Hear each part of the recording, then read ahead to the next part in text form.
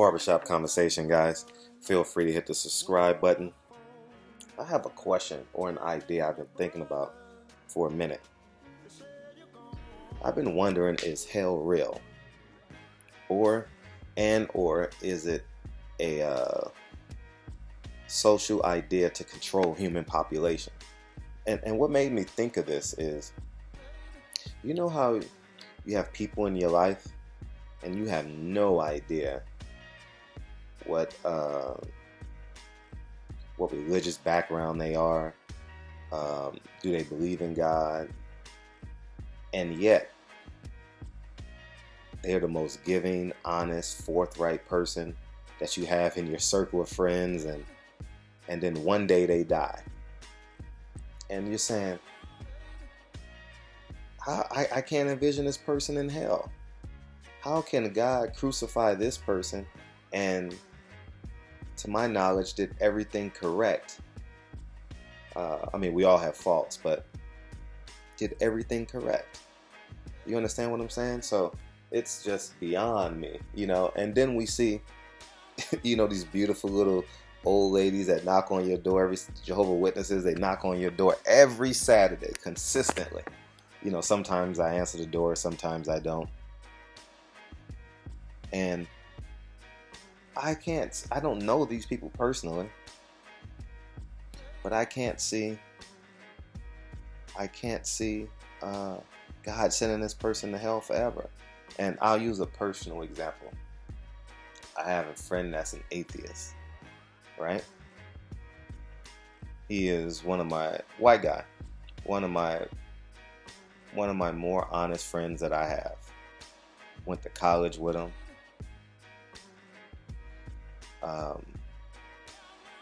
He supports everything I do. When I ran for office, he sent me money. He's married, has a child.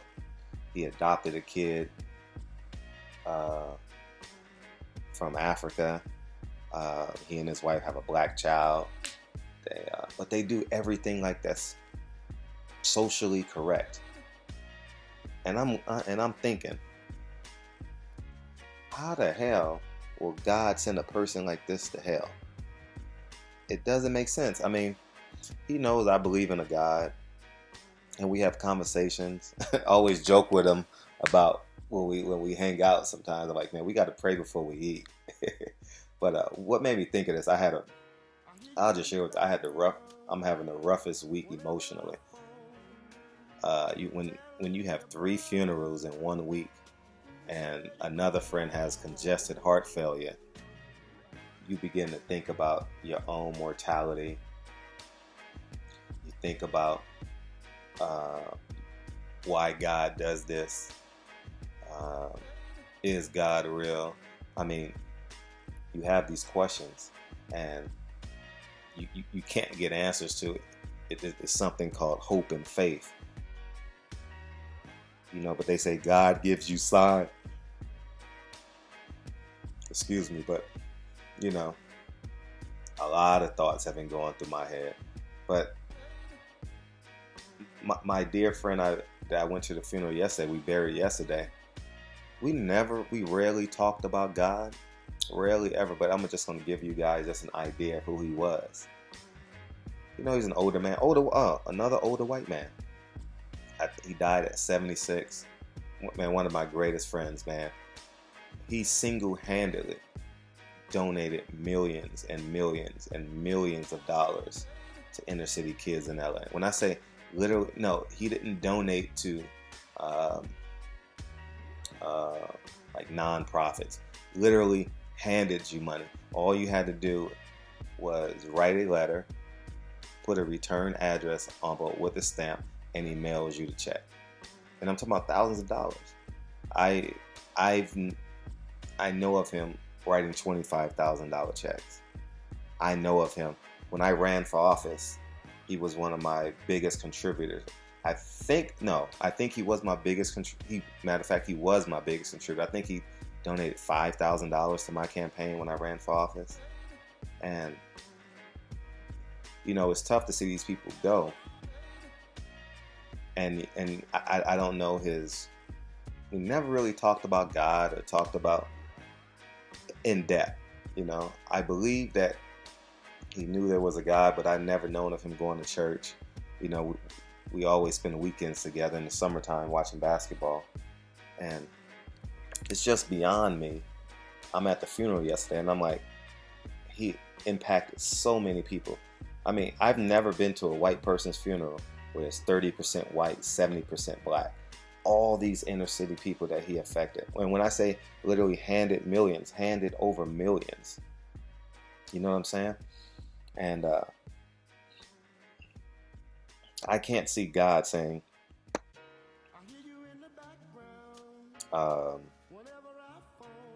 you're going to go to hell because you didn't believe in Jesus Christ. I don't. I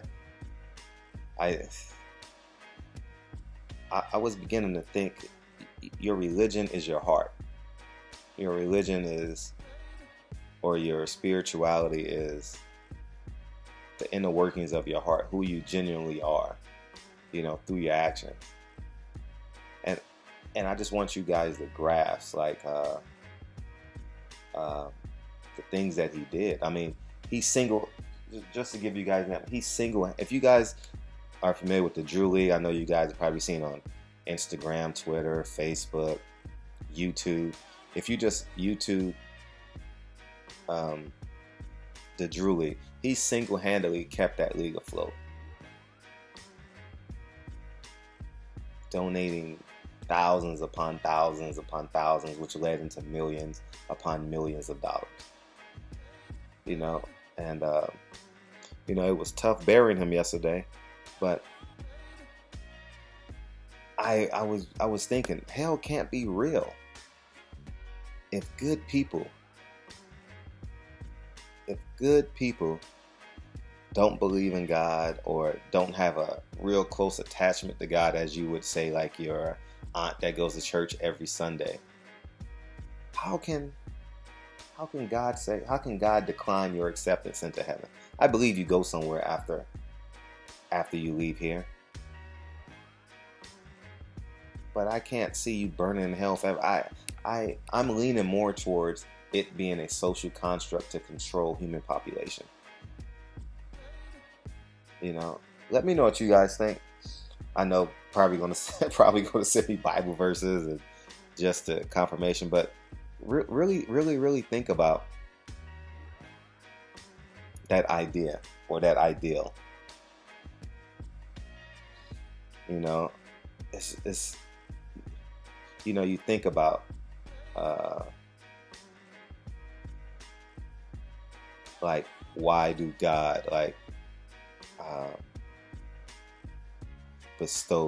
give a person so much, allow to give so much, do so much, and then yet take them?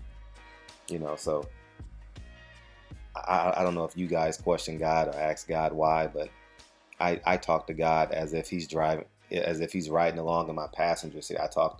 I literally have, I don't get answers back.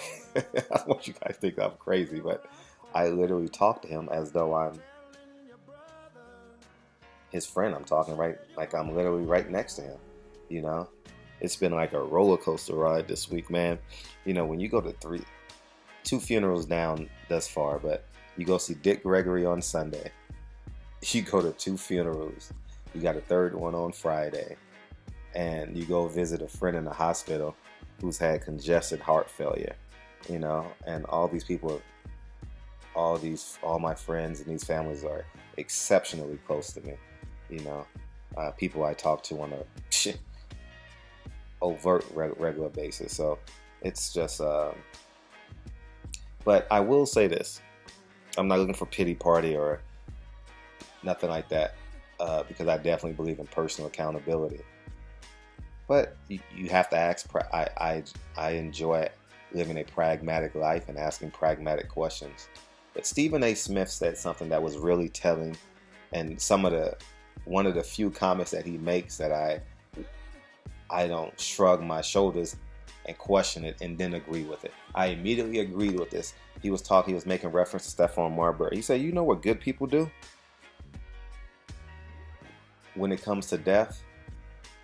they grieve and never recover.